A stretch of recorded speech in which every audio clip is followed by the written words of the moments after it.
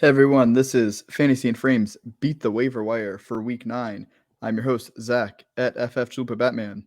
So, for full transparency, I am on vacation during Week 8, so I'm recording this right before the games on Week 7, just so that way you guys don't miss out on content still. I want to be able to help you all out, but it would not have been honest of me to try to put together this content right before Week 8 started without getting to watch all of those games beforehand. So I want to talk a little bit about beat the waiver wire strategy.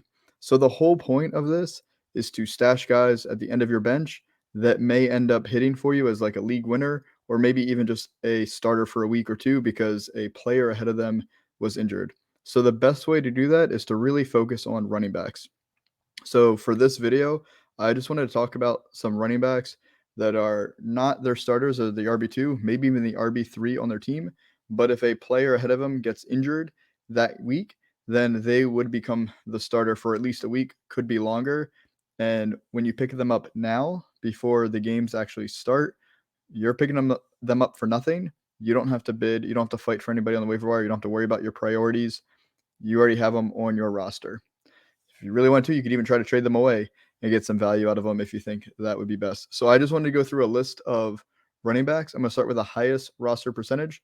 There's a good chance some of these first guys are already rostered in your league, but as we get down the list, there's a very good chance that these other players are not rostered in your league. So double check. Like I said, you stash them on the end of your bench for a week, literally just for the game, and then come Tuesday or Wednesday, you can drop them if they end up not playing well, they didn't get any work, or the player ahead of them did not get injured. So let's get started. We have Khalil Herbert, the Chicago Bears, Naeem Hines with the Indianapolis Colts, Alexander Madison with the Minnesota Vikings, Rachaad White with the Tampa Bay Buccaneers, Jerick McKinnon with the Kansas City Chiefs, Kenneth Gainwell with the Philadelphia Eagles, Isaiah Pacheco with the Kansas City Chiefs, Kyren Williams with the Los Angeles Rams, Gus Edwards with the Baltimore Ravens, Samaje Perine with the Cincinnati Bengals, Jaylen Warren with the Pittsburgh Steelers, Joshua Kelly with the Los Angeles Chargers, and Zamir White with the Las Vegas Raiders. Now, like I said, I'm recording this before week 7, so I don't know what happens in those games before the week 8 games start to get you ready for week 9. So some of those players may have been injured themselves, or maybe their starters have already gotten hurt. But the whole point of this episode was just to help you think about what I mean by beat the waiver wire and how you should be thinking about using all of your roster spots to maximize your chance of making the playoffs, finding that league winner on the waiver wire. There's a good chance if you've been really active on the waiver wire, you may be running low on fab money.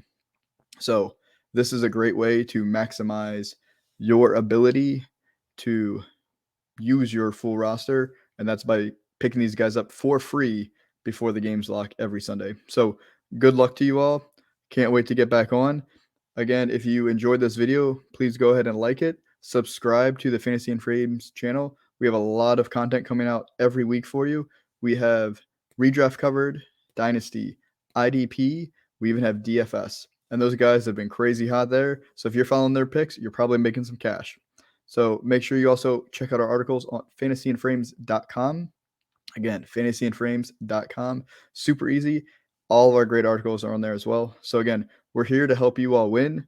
That's what's the fun part of fantasy football. And so good luck to you. And I can't wait to see you guys next week.